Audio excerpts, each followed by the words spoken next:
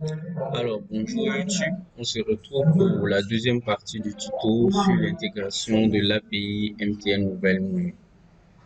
Alors, pour la deuxième partie, comme je l'avais dit, nous allons partir en production. Donc, sans plus tarder, nous allons partir dans Go Live.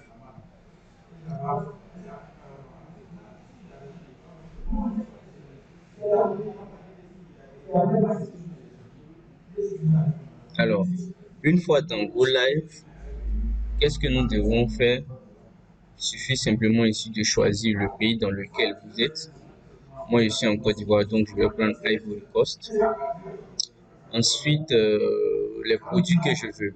Alors, moi, je vais choisir collection et disbursement. Les deux autres ne m'intéressent pas. Alors, une fois que cela est fait, full name, vous mettez votre nom complet. National ID, vous mettez votre numéro de carte d'identité.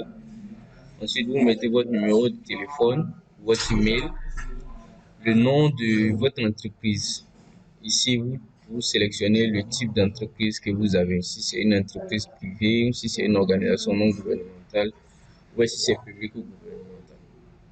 Okay. Ensuite, vous décrivez un peu plus ou moins ce que l'entreprise fait. Une fois que cela est fait, vous téléchargez les documents ici. Et puis, vous sélectionnez ça, vous passez à la phase suivante.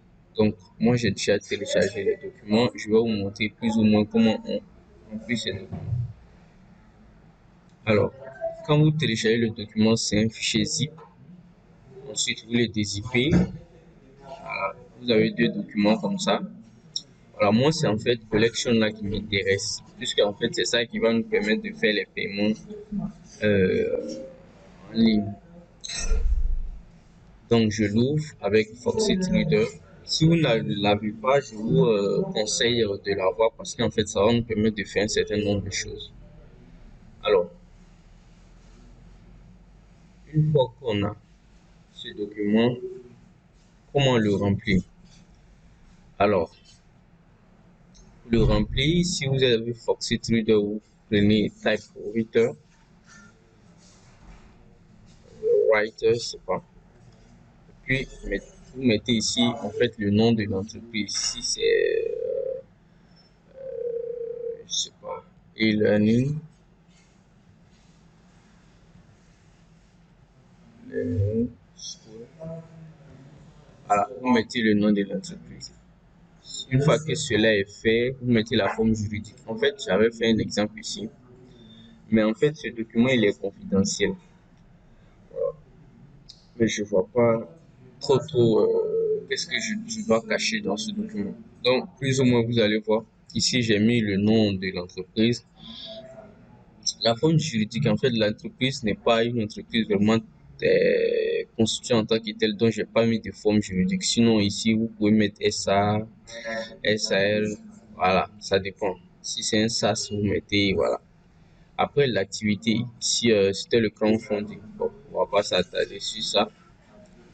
Après, il y a le nom. Voilà, j'ai pas mis le capital, tout ça, le contact. Voilà, si vous avez toutes ces informations, mettez, ça serait préférable. Moi, je ne l'avais pas en ce moment, donc je l'ai pas mis. Après, l'entreprise est représentée par qui? J'avais mis mon nom en qualité de chef de projet. Si vous êtes directeur, vous mettez directeur. Après, vous mettez l'email, localisation du point de vente. Je l'ai pas mis, comme je vous avais dit, l'entreprise n'était pas vraiment bien constituée. Après, le registre de commerce, si c'est une entreprise, vous devez l'avoir, ainsi de suite, vous remplissez. Et à la fin, vous mettez votre nom et vous signez. Donc, pour signer, comme je vous ai dit, utilisez Foxit Reader, ça va vous faciliter la tâche. Vous venez dans PDF Sign, vous cliquez sur plus, Draw signature, et puis vous signez. Par exemple,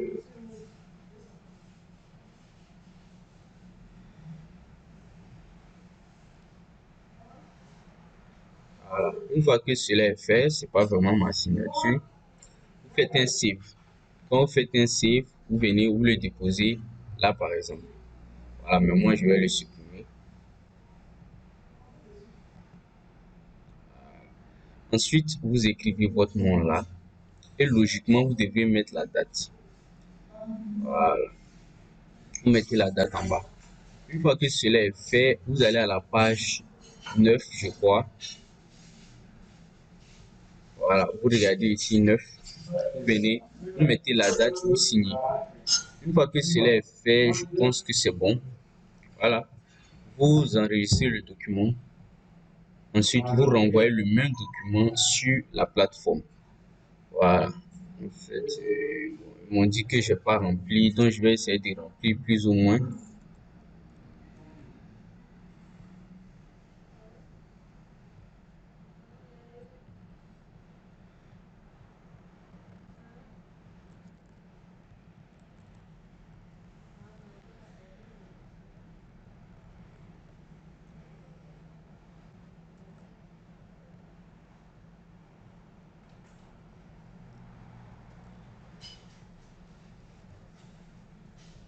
Voilà. Une fois que cela est fait, ici on dit fill and sign contract and then upload again the field below. Donc c'est ici le contrat que nous venons de signer. Vous mettez ça ici. Maintenant, après, on dit upload company creation degree. Voilà, ça c'est, je sais pas si c'est le registre de commerce ou c'est le DFE. Voilà, vous uploadez ça ici. Ensuite, bon, je pense que c'est ici le registre de commerce et ici le DFE. Voilà, une entreprise bien constituée doit avoir ces documents. Ensuite, vous mettez votre CNI ici. Upload copy of. Voilà. Donc, vous mettez votre CNI ici. Et on fait maintenant le test quiz. Le test quiz, en fait, en général, c'est un fichier Excel dans lequel vous mettez ce que vous avez fait en, en test. Voilà. En test, qu'est-ce que vous avez fait? Vous avez généré un token, vous avez généré un API token, tout ça, tout ça. Donc, vous mettez en fait, si j'avais un type de fichier Excel, j'allais vous montrer. Vous mettez en fait le résultat attendu et le résultat que vous avez eu. Le résultat attendu et le résultat que vous avez eu sur chaque test. Quand vous finissez de faire ça, vous enregistrez et vous uploadez ici. En fait, ce que moi j'avais fait des captures d'écran de voilà, quand j'avais fait mes tests, voilà, les résultats, je les ai capturés et puis j'ai fait un document PDF. Ils m'ont fait comprendre que c'était pas la meilleure des choses à faire. Donc, il va falloir faire un fichier Excel.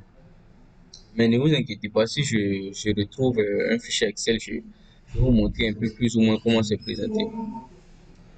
Une fois que ça, tout ça est fait, vous soumettez. Quand vous soumettez, vous allez recevoir un email et bon, je pense que vous patientez jusqu'à ce qu'il vous donne une réponse. Maintenant, si il tarde à vous donner une réponse, vous pouvez essayer de leur envoyer des emails, voilà, jusqu'à ce que ils vous répondent. Voilà, je peux bien vous donner l'email de certains assistants, mais je sais pas si après ça sera dérangeant si c'est pas vraiment leur travail. Donc, vous allez chercher l'email de leur assistant, je sais pas. Voilà, et puis vous les envoyez des emails.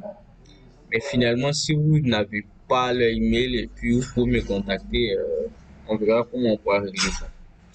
Une fois que cela est fait, vous devez avoir deux choses. Première chose, vous devez avoir, ils vont vous envoyer ce lien-là par email. En fait, ce n'est plus Momo Developer, c'est momoapi.mtn.com. Voilà, cette page ressemble beaucoup à la page de Momo Developer, mais en fait, c'est pas Momo Developer, c'est Momo API.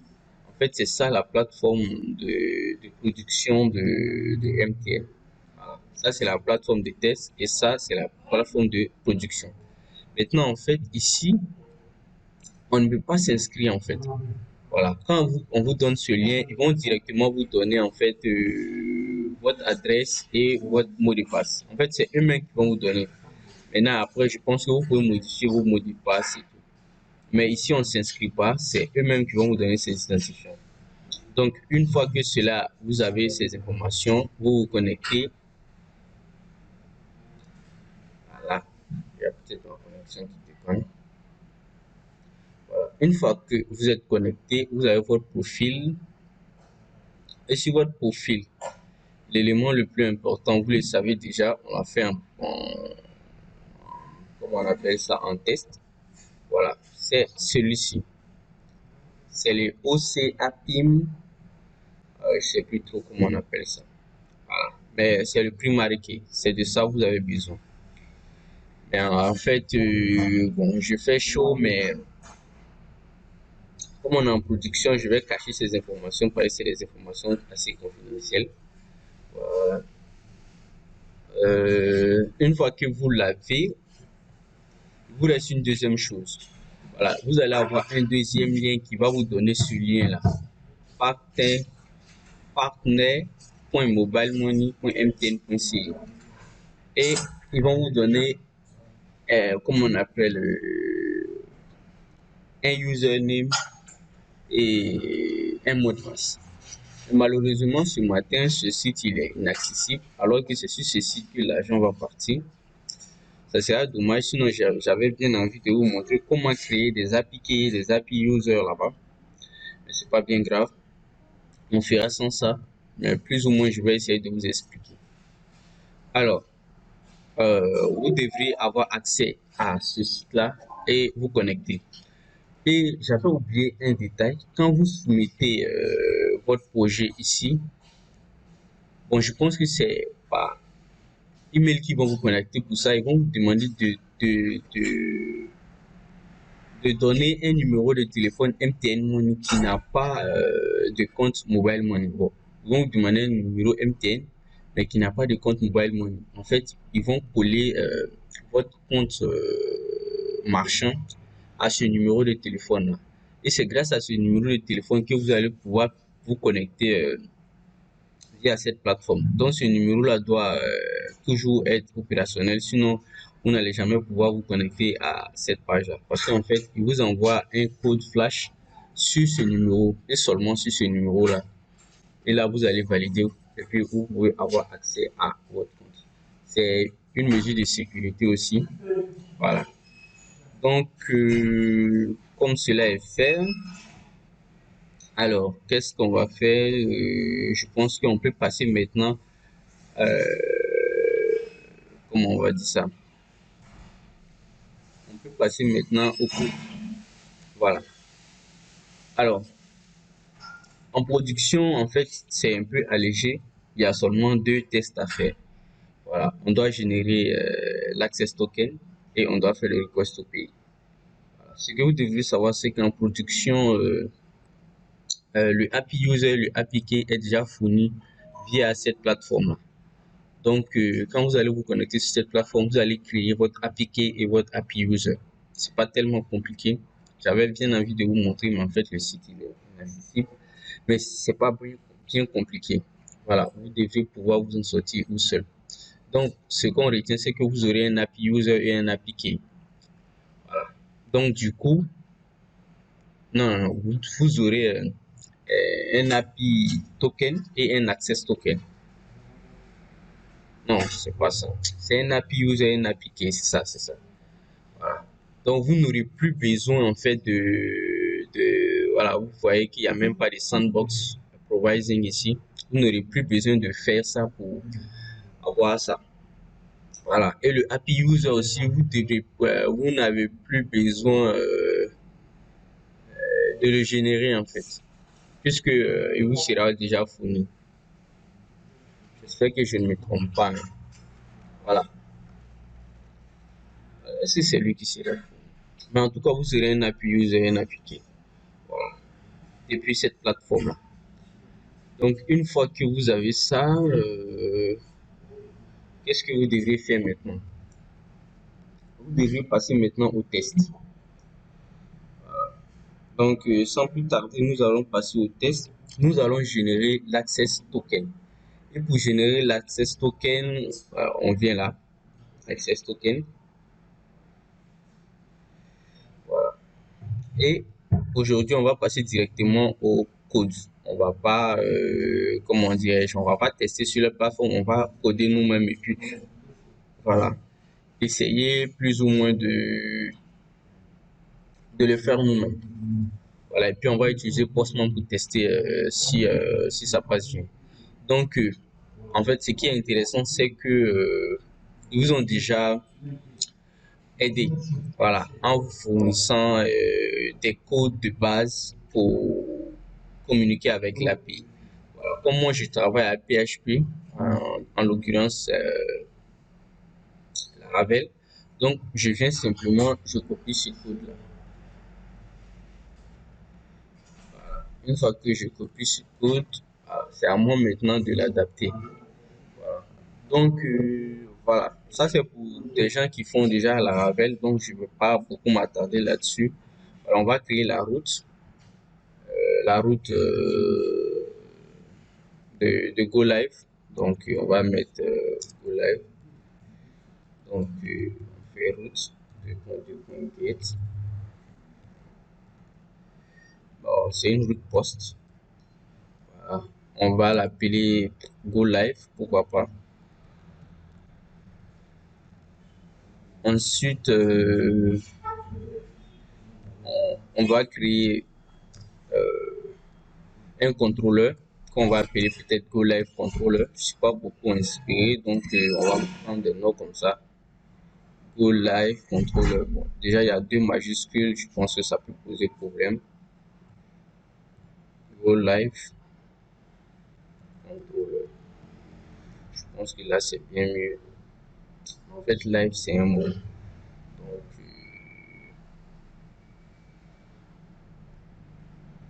je pense qu'on va mettre simplement live controller. Ça, c'est bien mieux. Et puis, on va mettre index pour l'action. Voilà. Une fois que ça c'est fait, je pense que c'est assez suffisant. On va créer tout de suite notre contrôleur ici. Donc,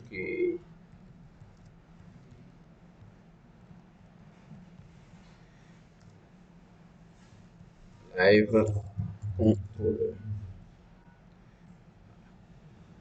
Une fois que ça c'est fait, on devrait avoir notre contrôleur créé. J'ai oublié, j'ai pas lancé WAMP.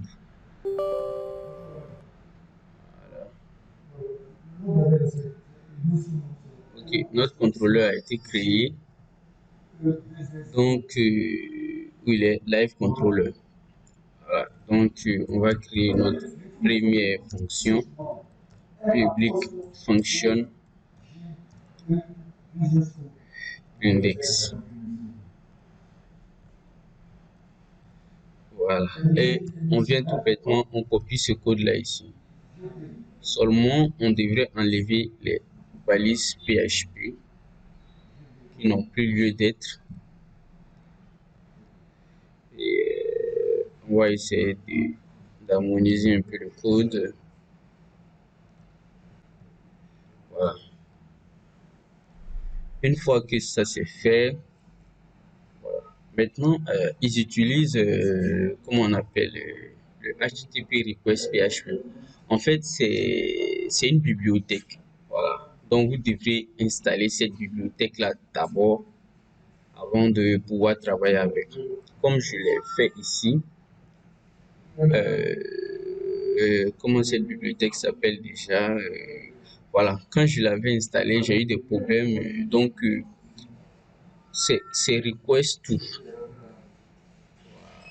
Je sais pas où taper ça par exemple sur le net. Comme ça. Puis vous mettez simplement composer. Une fois que vous avez ça, voilà, voici le packages. En fait, c'est avec ce package que ils font cette communication avec l'API. Voilà. Donc, on vous dit comment télécharger. Vous faites simplement composer require ça. Voilà. Donc, quand vous venez, vous le copiez et puis vous tapez. Ça va télécharger. Mais en fait, moi, je l'ai déjà. Mais après, quand j'ai essayé d'utiliser use pour l'appeler, ça n'a pas bien appelé. Donc après, j'ai pris en fait son chemin de base. Donc je l'ai appelé comme ça. Mais vous n'êtes pas obligé de faire comme ça. Vous pouvez utiliser use pour le faire. Mais pour moi, j'ai eu quelques soucis en fait. Voilà, une fois que cela est fait, on revient dans notre live controller. Voilà. Maintenant, après, j'avais des soucis ici aussi, en fait, au niveau du chemin. Donc, je crois que je mettais des slash ou des anti-slash. Ok. Attends, on va regarder.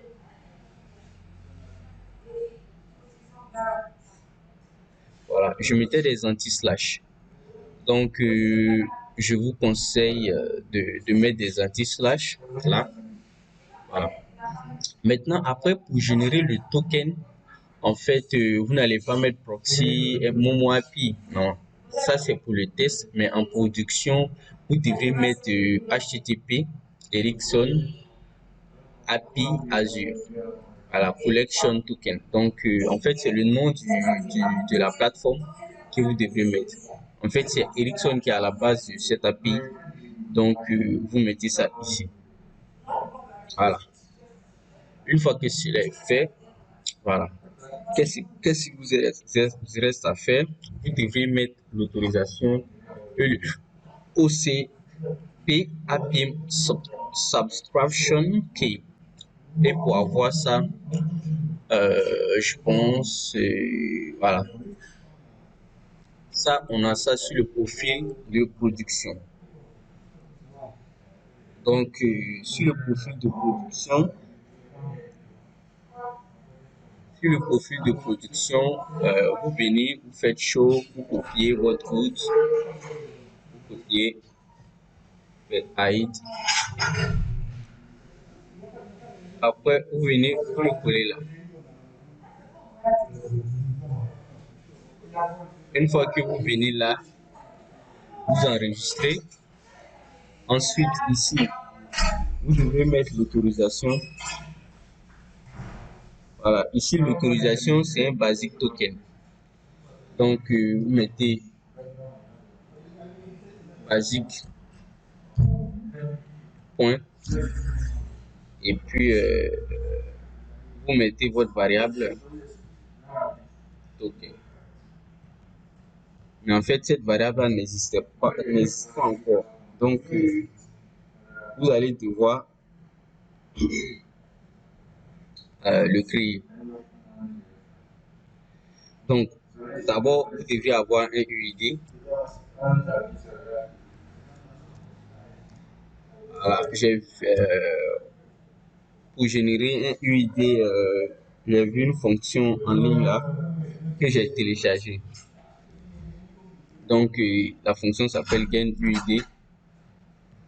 En fait, j'ai pas tellement bien structuré mon code, donc je vais copier-coller en fait le code que j'ai vu en ligne pour générer un UID en PHP. GainUID, code lui-même.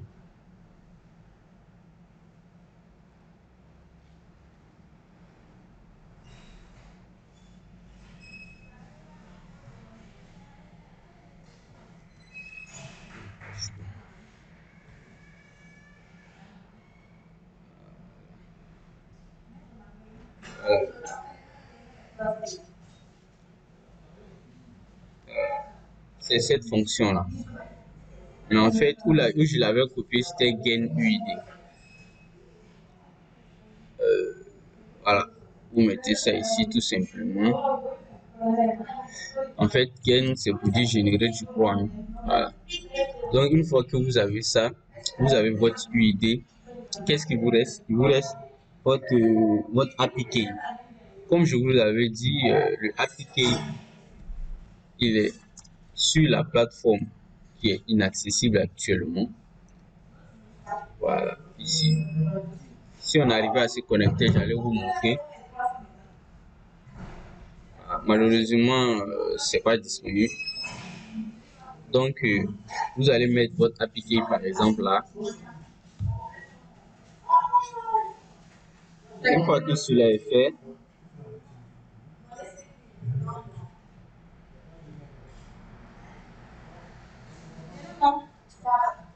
voilà. Une fois que cela est fait, PHP a, comment on appelle une fonction pour transformer deux codes en basic token. Donc, la fonction s'appelle base64 des codes. C'est un code. base 64 en code. Voilà. Donc, comme on l'avait fait en test, en fait, c'est la même chose que vous faites ici. Donc, vous mettez le API user d'abord.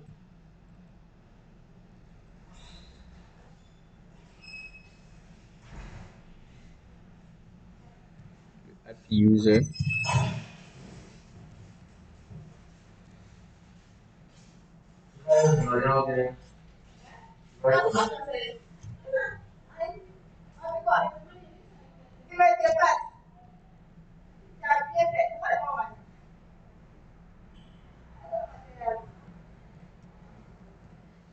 Euh, le API user, vous allez l'avoir aussi sur la plateforme.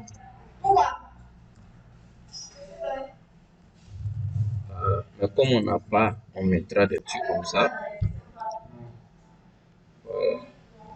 Une fois que cela est fait, voilà, comme en test, on l'avait dit, API user, API key, les deux, on utilisait un base 64 dessus, mais en fait, on le faisait à l'aide d'un site internet, mais en PHP, on peut le faire de façon brute. Voilà. Une fois que cela est fait, vous générez le token et vous mettez le token dans le header. Et ici, on a le OCP APIM déjà qui est là. Et maintenant, qu'est-ce qu'il va nous rester à faire? On va récupérer notre réponse. Alors, pour récupérer la réponse, qu'est-ce qu'on va faire? Bon, le request send va rester, mais le echo response get body, on va l'enlever. Et ici, par exemple, on va mettre access token. Je sais pas si access token c'est avec 2S. Voilà. Maintenant, après, vous faites le disons déco de la réponse que vous avez. Response,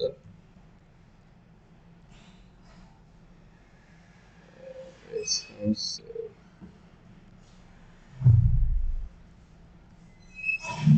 get body. En fait, ça, ce sont des fonctions déjà préétablies par cette librairie.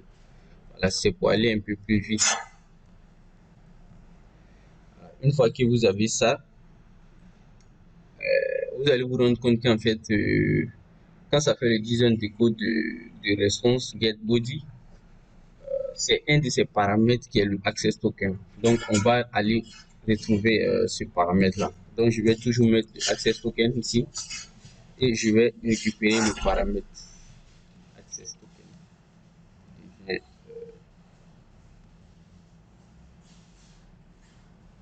access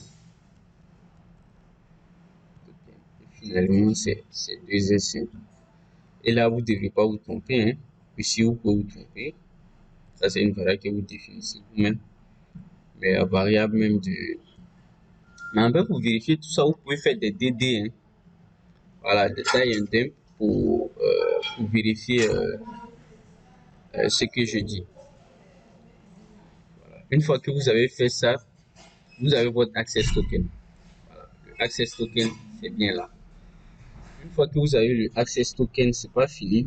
Vous devez maintenant le faire le request to pay. Ce qui est bien avec cette manière de lancer des requêtes, c'est qu'en fait, c'est des requêtes qui à la base qui serait un peu difficile de faire deux requêtes dans une même fonction, mais on pourra le faire maintenant. On lance cette requête et ensuite, avec les mêmes informations qu'on a récupérées ici, on va lancer une autre requête. Voilà. Pour la deuxième requête, déjà c'était où? Voilà. On a le token maintenant. On fait le request to pay. Bonjour.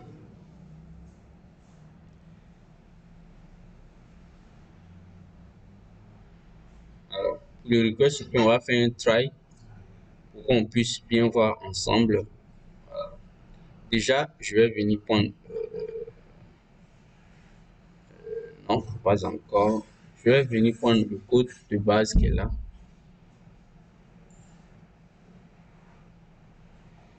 Ah,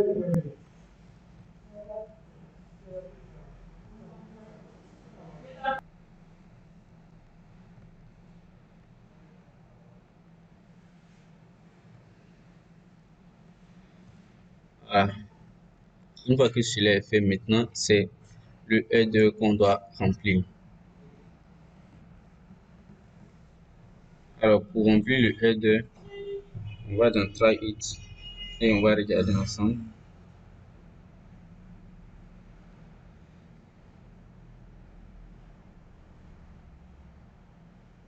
Ok. Dans le header, on nous disait de mettre bearer et le access token ici. Donc, on va faire la même chose. On mettra ici bearer, espace, point, dollar, access token. Après ça, on a le X callback URL.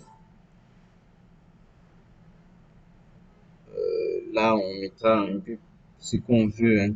Bon, moi, je mettrai par exemple HTTPS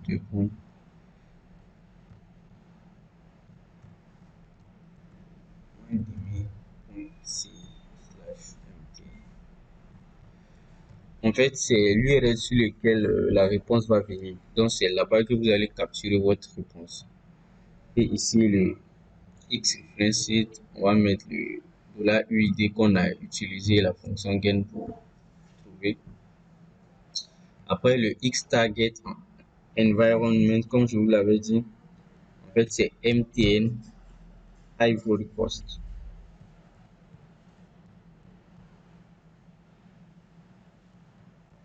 Voilà. Le content type, c'est application disons, mais bon, vous pouvez ajouter le char7 UTF-8.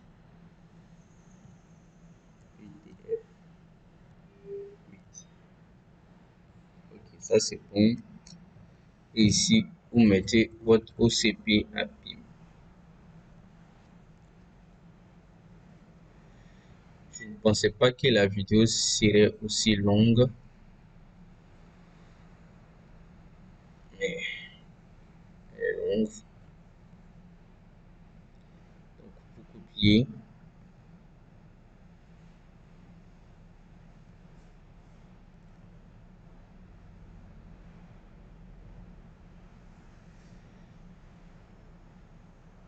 Voilà, vous copiez. Vous mettez ça ici.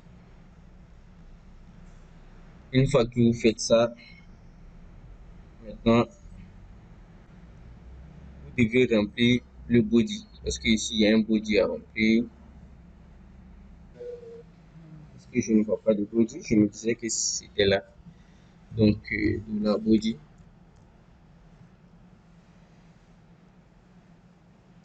On va créer un tableau en fait.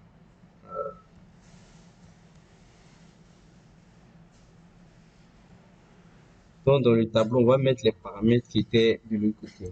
Donc, ici, je vais mettre une monte, deux points.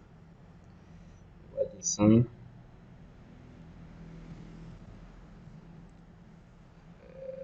Le clavier va me fatiguer un peu.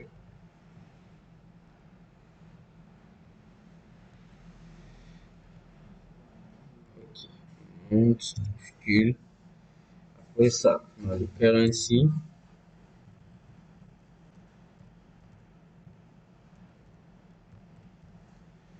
Ici.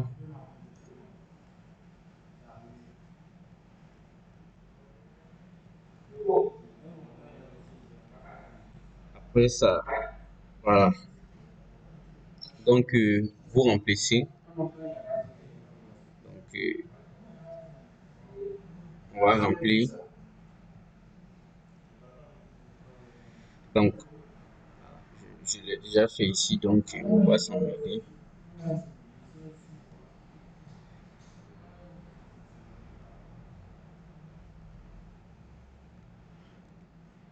Ok, donc vous remplissez. Ici, ce sera le request.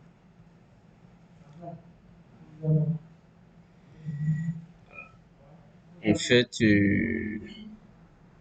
ici, c'est la somme que l'utilisateur aura mis. Donc, pour le test, on va pas mettre request somme, on va mettre une somme déjà, peut-être 1 franc comme ça. Maintenant, le XOF, le met c'est le currency, le XNL ID. Vous pouvez mettre n'importe quoi, mais moi j'ai décidé de mettre le même UID. Donc après, ici vous mettez le numéro. Ça, je ne mettrai pas ça comme ça. Je vais mettre mon numéro. Donc voilà. Une fois que tout ça c'est bon, maintenant le request set body. On doit lancer ce set body là ici en fait. Donc vous mettez cette variable là ici, le body qu'on a déclaré. Là, body. Une fois que cela est fait, il va rester quelques remaniements à faire et puis je pense qu'on sera bon. Donc, une fois qu'on lance la réponse, on va faire un DD de cette réponse-là.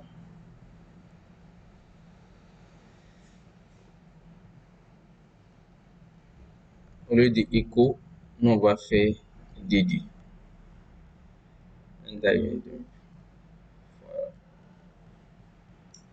Donc, une fois que cela est fait, il va juste rester à faire quelques remaniements au niveau du code. C'est-à-dire, on doit appeler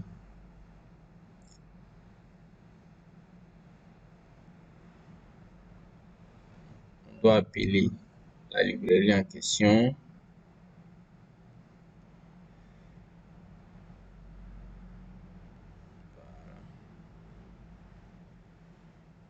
Une fois qu'on appelle la librairie, on a déjà mis les slash. Je pense que tout est OK.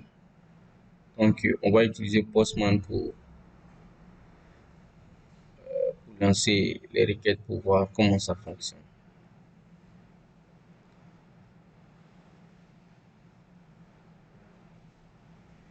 Alors, on va lancer notre serveur.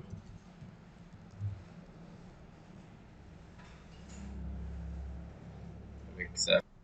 Alors, j'ai fait un remaniement ministériel, si on peut le dire ainsi. En fait, il y a certaines informations qui étaient sur la plateforme de, comment on appelle ça, partenaire en fait. Comme je vous avais dit, ce site était inaccessible. Du coup, j'ai utilisé en fait les informations qui étaient chez moi-même. Voilà, en fait, ce sont mes informations personnelles. Donc, j'ai fait ça pour que vous puissiez voir lorsque la requête. Donc, comme je vous avais dit, quand j'ai téléchargé cette librairie-là, il y avait du mal à l'appeler avec use. Donc, je l'ai appelé comme ça. Donc, si vous l'appelez comme ça, n'oubliez jamais de mettre le anti-slash. Voilà, avant de chaque requête. Voilà, et puis le lien du site en production, c'est ça.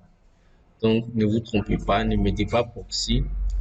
Ensuite, qu'est-ce que vous devez savoir? Voilà, en fait, ici, ils vont utiliser par défaut le request. Donc, du coup, si vous voulez utiliser ce request-là, vous devrez le redéfinir. Par exemple, si vous voulez le redéfinir, vous pouvez l'appeler request comme ça. Et puis, request 1. Voilà, pour essayer de le définir. Mais bon, nous, on va pas l'utiliser pour l'instant. Mais je pense que vous en aurez besoin. Donc, quand vous voulez le redéfinir, il faut l'extensier et puis lui donner un autre nom. Sinon, les deux requests vont faire un conflit. Maintenant, en fait, ça, c'est mon API user que j'ai pris sur la plateforme et le API key que j'ai pris sur la plateforme. Donc, voilà, ça, c'est des informations confidentielles, mais le site, il passe pas. Sinon, j'allais vous faire des tests et puis vous allez voir. Maintenant, après le base64 en code, je pense que vous avez déjà vu ça en test. Voilà. Après, l'autorisation, c'est le basique suivi du token qui est généré là. Donc, en PHP, on le fait comme ça. Et le OCP APIM, je l'ai pris sur le site de l'ingénierie des sons. Maintenant, après, ce que je voulais dire, c'est qu'en fait, vous n'êtes pas obligé d'utiliser cette librairie. Voilà, vous pouvez utiliser d'autres choses comme curl. Voilà, vous pouvez utiliser ça. Curl, c'est pas une librairie créée par d'autres personnes. C'est une librairie qui est déjà intégrée dans PHP. Vous pouvez travailler avec ça directement. Donc, vous n'allez pas avoir ces problèmes d'anti-slash et tout. Mais si vous voulez utiliser ça, il va falloir le mettre. Maintenant, après, le access token, comme j'ai besoin de ça pour faire le request to pay, donc en fait, je le récupère après la première requête. Donc, la première requête finie ici. J'ai le token qui est là, l'access token. Je vais faire la deuxième requête qui est le request to pay. Et le request to pay, faites attention, regardez bien, c'est Ericsson API et puis request to pay. Donc, n'oubliez pas ça. Ensuite, l'anti-slash revient encore, je ne cesserai jamais de vous le dire parce qu'en fait, ça m'a créé des problèmes aussi. Ensuite, le bureau, access token qu'on a obtenu tout là-haut, donc vous mettez ça ici. Ensuite, le UID qu'on a généré avec la fonction gen UID, vous le mettez là. Vous remplissez MTN Ivory Coast, je pense que j'en avais déjà parlé. Et ça, c'est en fait, comme je vous l'ai dit, euh, euh, ça c'est sur le Momo API. Et ça, en fait, c'est le callback de retour. Voilà, je pense la vidéo est assez longue. On va faire une troisième partie sur en fait le callback, comment enregistrer ces informations de retour dans notre base de données. Ensuite, j'ai déclaré un body que j'ai rempli amount, currency, external ID. External ID, en fait, ce que je tenais à dire, c'est que le UID n'est pas obligé d'être mis là. Vous pouvez mettre n'importe quoi, mais en fait, moi, je mets le UID pour une question de structuration de la base de données. Après, j'ai eu besoin de ça, en fait.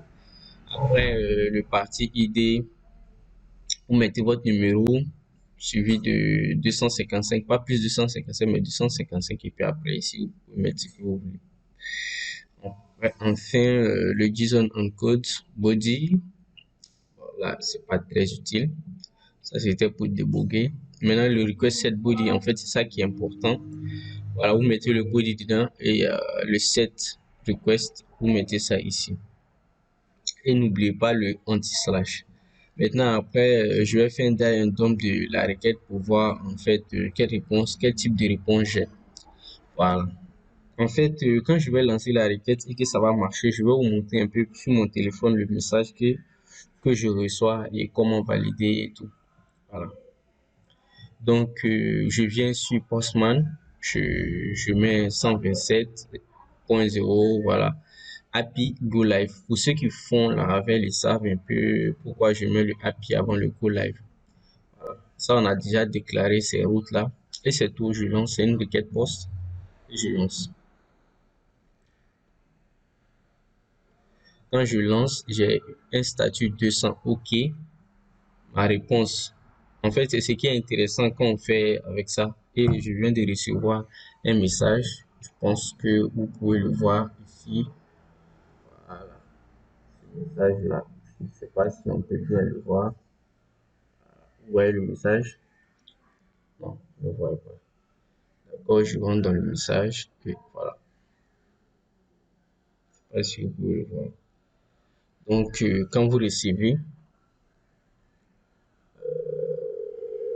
faites étoile 133 dièse. Vous avez un retrait. Vous tapez 1 pour faire le retrait. 1. Et vous allez avoir un truc comme ça. Voilà. Vigilance. Voilà, je ne sais pas si vous allez pouvoir le voir. Donc, on dit vigilance, valider débit 10 francs initié par nom d'aimer. En fait, c'est le nom de l'entreprise qui sort. Donc, je ne sais pas si vous allez voir. Nous, on va rejeter. Donc, ça prouve que, en fait, notre test marche. Et on va essayer ici de commenter un peu ce qui est là. Donc, on a un code 202, ça veut dire c'est bon, accepted. Voilà. Maintenant, tant que vous n'avez pas ces 202 là, ça veut dire que votre truc n'a pas marché. Alors, on vient de m'envoyer un message pour dire que la transaction a échoué puisque je l'ai rejeté. Donc, je sais pas si vous pouvez le voir. Voilà, c'est un peu ça. Donc, je pense que c'est tout. Maintenant, pour ceux qui auront du mal à vraiment faire, peut-être que je vais mettre le code en description. Contactez-moi si vous en avez vraiment besoin. Voilà. Mais seulement, je le fais en PHP.